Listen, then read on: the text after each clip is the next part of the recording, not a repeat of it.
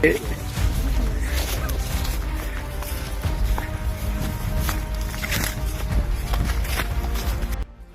Nigerian army is one of the most frustrated armies in the world.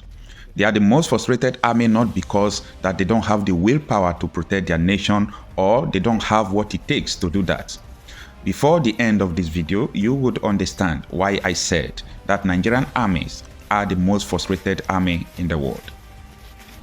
People from across the world sees Nigerian army as one of the best army in Africa after South Africa, Egypt and Algeria.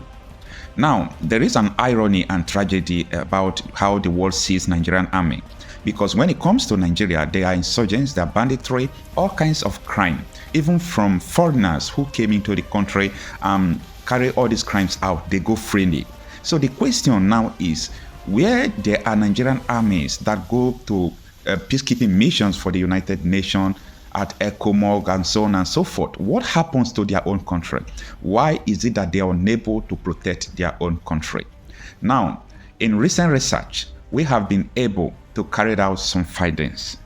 So in this video, I am going to look into the impact of Nigerian politicians on the army's fight against insurgents. In recent years, Nigeria has been plunged by the devastating effect of insurgent groups such as Boko Haram and the Islamic State West African Province ISWAP. These groups have wreaked havoc in the northeastern region of the country, causing widespread destruction, displacement, and the loss of life. The Nigerian army has been at the forefront of the battle against these insurgent groups, but their efforts has been hampered by a number of challenges, including the impact of politicians on the army's fight against these terrorists. One of the primary challenges facing the Nigerian army in its fight against insurgents is the interference and manipulations by politicians. The influence of politicians on the army's operation has proven to be detrimental to the effectiveness of their efforts. Politicians have been known to meddle in the appointment of military commanders, often for their own personal and political gain rather than the merit of the officers. This has led to a lack of competent leadership within the military, resulting in a lack of the cohesive and strategic decision-making in the fight against insurgents. This is not limited to only Nigerian army, also the Nigerian Air Force and the Navy. The politicization of military operation has led to a lack of resources and support for the military in their fight against insurgents. Politicians have been known to divert funds and resources earmarked for the military, leaving the army ill-equipped and underfunded. This has severely hindered the army's ability to effectively combat insurgent groups, leading to a prolonged and drawn-out conflict with the devastating consequences for the civilian population. In addition to this mismanagement of resources, politicians have also been responsible for creating division within the army. The promotion of individuals based on political allegiances rather than merit has led to the lack of cohesion and morale and unity within the ranks. This has weakened the army's ability to effectively coordinate and execute operations, further exacerbating the challenges they face in combating insurgent groups. The interference of politicians in the army's fight against insurgents has also had a detrimental impact on the morale of the troops.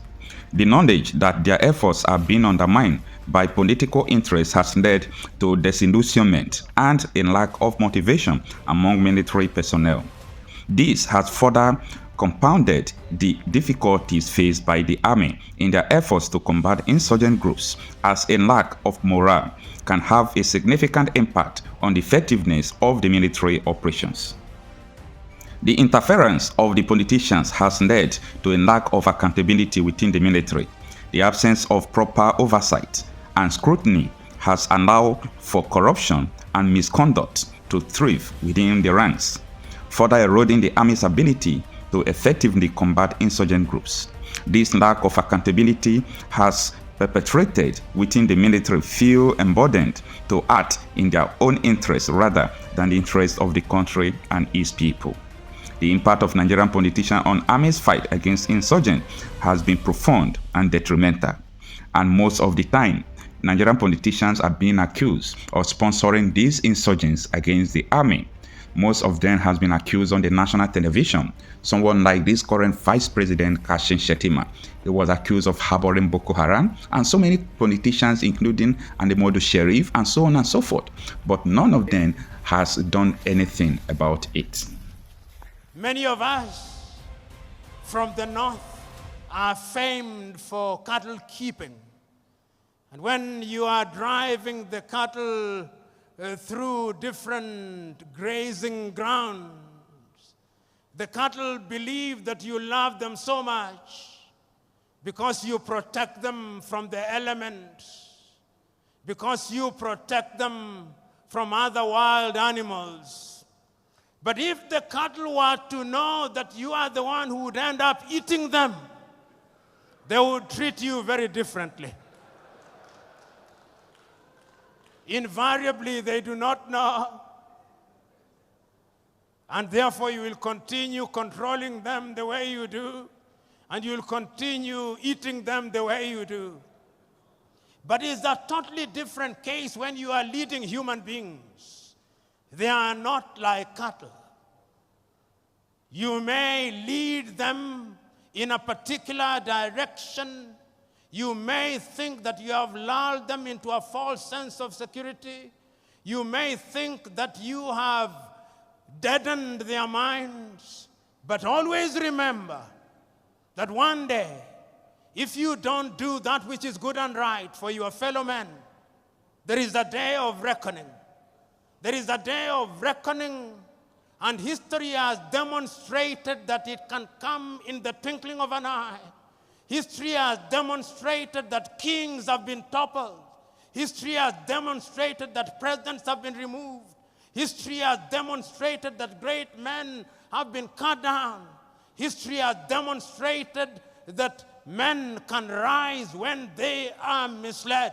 History has demonstrated that men are indeed capable of rising up. You know, I always read these words of the American Declaration of Independence because I love them. They apply to humanity. Before America became what it is, they had enlightened men. We hold these truths to be self-evident, that all men are born equal, that they are endowed by their Creator with certain unalienable rights, that among those are life, liberty, and the pursuit of happiness. And it is for this reason that governments are instituted amongst men. And that when those governments fail to perform, it is the duty of those people to rise up and to remove such governments.